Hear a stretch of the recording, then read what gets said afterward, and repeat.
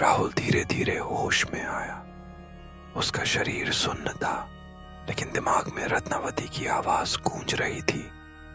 तेरा शरीर मेरे लिए जरूरी है, तेरी आत्मा मेरी अंतिम कुर्बानी होगी और फिर मैं देवताओं की शक्ति छीनकर अमर हो जाऊंगी। राहुल का खून जम गया। उसे पहली बार समझ आया कि यह आत्मा सिर्फ डराने या मारने तक सीमित नहीं थी। उसके पीछे एक बहुत बड़ा उद्देश्य था। रत्नावती का अतीत धीरे धीरे राहुल की आंखों के सामने खुलने लगा। वह कभी एक साध्वी थी जिसके गांव में लोग उसकी पूजा करते थे, लेकिन उसके मन में हमेशा शक्ति की भूख थी। उसने गुप्त तंत्र साधना की, काले अनुष्ठान किए और बलिदान देने लगी। धीरे धीरे उसका मनुष्यत्व नष्ट हो गया और वह पूरी तरह राक्षसी बन गई।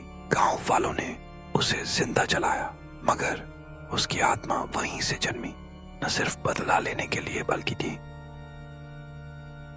बल्कि अपनी अधूरी साधना पूरी करने के लिए। अब वह राहुल को आखिरी साधक बनाना चाहती थी। वह उसे अपने वश में कर रही थी, उसे धीरे धीरे कमजोर करके अपनी अगली कुर्बानी बनाने की योजना बना चुकी थी। रात का समय था। राहुल अपने कमरे में बैठा था और चारों ओर वही कैद आत्माएं मंडरा रही थीं। वे रो रही थीं, चीख रही थीं, जैसे मदद मांग रही हों।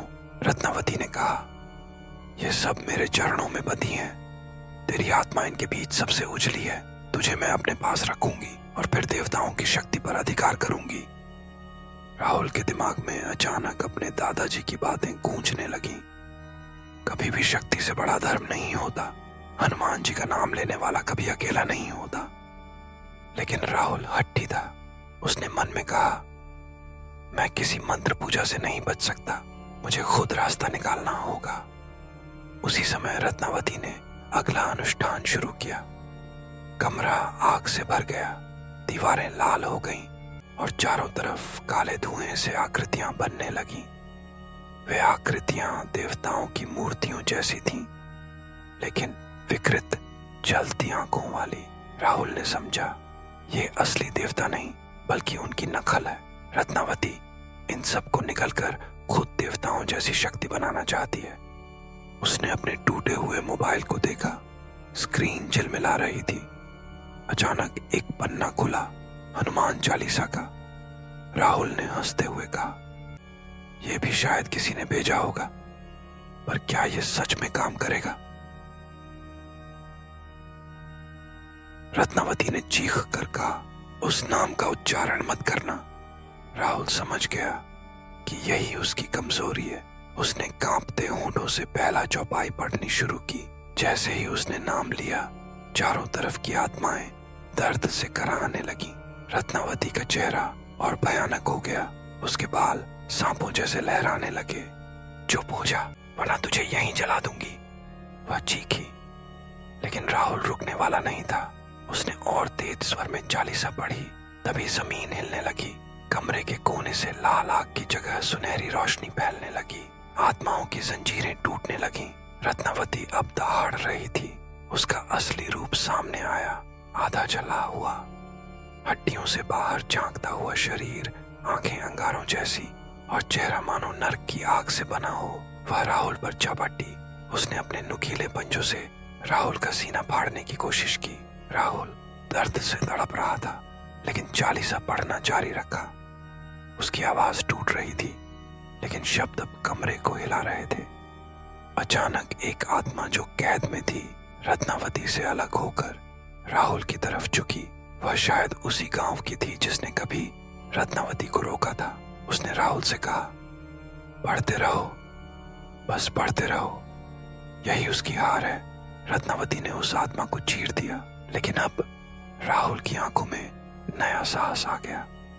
उसने पूरी ताकत से हनुमान का नाम लिया।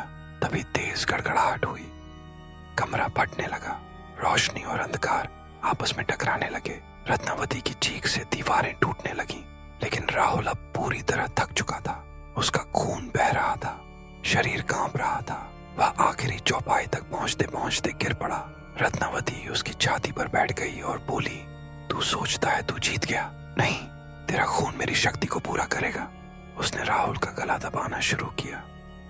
राहुल की सांसें टूटने लगी, लेकिन आखिरी क्षण में उसके होंठों से हनुमान का नाम निकला।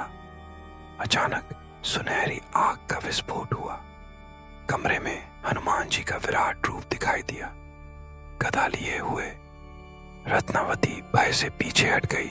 हनुमान जी की गदा जैसे ही गिरी, रत्नावती चीख पड़ी। उसकी आत्मा जलने लगी, लेकिन साथ ही राहुल का शरीर भी उस दिव्य ऊर्जा में समा गया। रत्नावती राख बन गई, उसकी आत्मा बिखर गई, लेकिन वह अकेली नहीं गई। राहुल भी उसके साथ जलकर राख हो गया। आखिरी क्षण में उसने मुस्कुराते हुए कहा, कम से कम अब तू किसी और को नहीं सताएगी। और कमरे में सिर्फ राख रह गई। न रत्नावती रही, न राहुल। मोहल्ले के लोग सुबह आए तो घर पूरी तरह खाली था। बस दीवार पर जलकर एक आकृति बनी थी, एक औरत और एक लड़के की, दोनों आमने सामने खड़े। यहाँ कहानी खत्म होती है, लेकिन सवाल बाकी है। क्या सचमुच बुराई का अंत हुआ, या राख में अब भी कोई चिंगारी बाकी है?